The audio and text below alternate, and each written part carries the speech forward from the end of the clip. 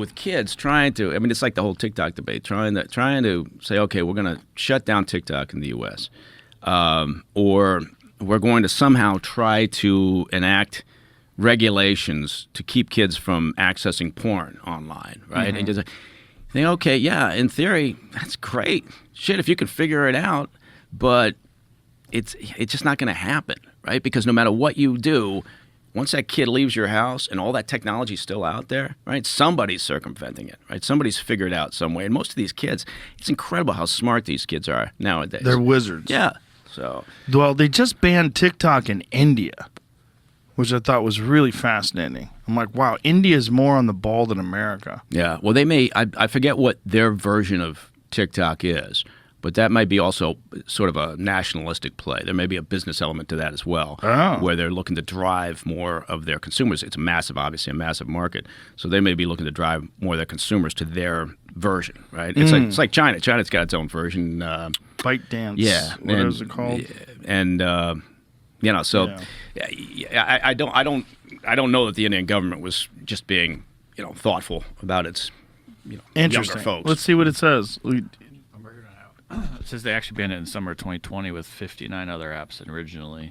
And this is what happened after that. I was reading that right now to see if I could get I thought it was really recent. Well, no, so this article is from like today or whatever. Just why India banned TikTok and what the U.S. can learn from it as pressure mounts for Biden to follow suit. Pressure. Oof. I haven't seen any of this pressure. This was so like in 2020 they originally did it. It says after a geopolitical dispute with China, India banned the app entirely, citing a law that allows the government to block websites and apps in the interest of the country's sovereignty and integrity.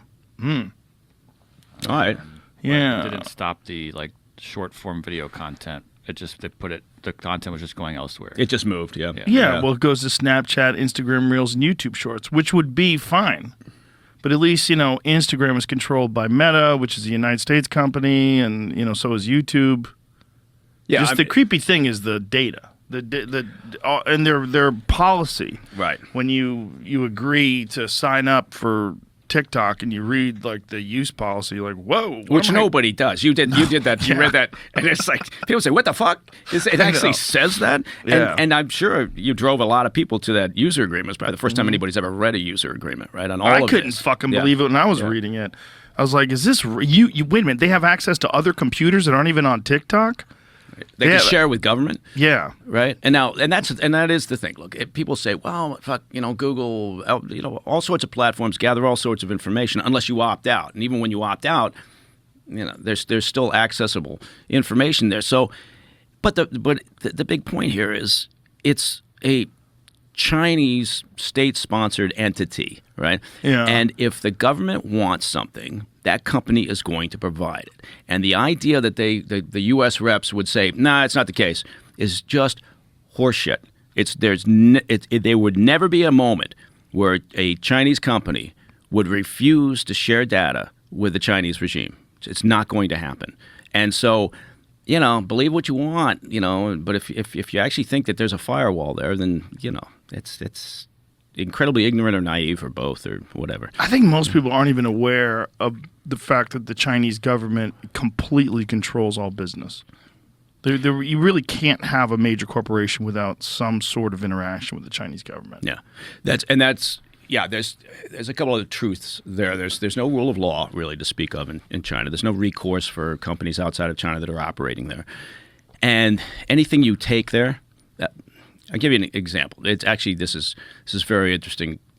Well, maybe it's not interesting to everybody, but the end of this past year, so I think it was mid-November or so, the Department of Justice, released some information about it'd been a fairly long-standing case that the FBI had been involved in, and DOJ and others, about a Chinese intelligence officer. Now, the interesting thing about this case was this individual, right, Yang Zhengzhu, was the first Chinese intelligence officer to be extradited to the U.S. And the story behind this guy is fascinating. He was a fairly senior. He was like a deputy director within the Ministry of State Security there in China. So a career intelligence officer. And he'd had about 20 years of experience. He started 10 years ago or so targeting specifically U.S. Aviation companies, both on the private and the defense side, and the government. And he went after, it's just one example of, and he was now sentenced to 20 years in prison, just at the end of this past year. So, as an example, if you look at what he did, it's a perfect case study of how the Chinese intelligence works to gather up information, right? To steal, excuse me, economic intelligence. So, hold on.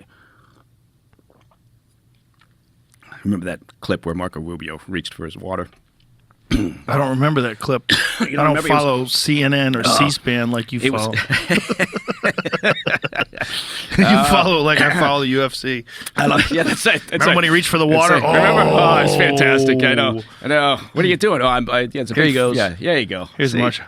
And safeguarding human rights. The world is a better place when America is the strongest nation on earth. But we can't remain powerful if we don't have an economy that can afford it. In the short time that I've been here in Washington, nothing has frustrated me more than false choices like the one the president laid out tonight. The choice isn't just between big government. Whoever told him you should do that, don't do it. First of all, drink out of a goddamn man-sized bottle of water. What's up with that little bitch-ass-sized bottle of water? It's like somebody took off an airplane. Yeah, that's ridiculous. So, that's from a little kid's little kindergarten table. And that's all that people talked about after this of course. rebuttal. We're petty. Yeah.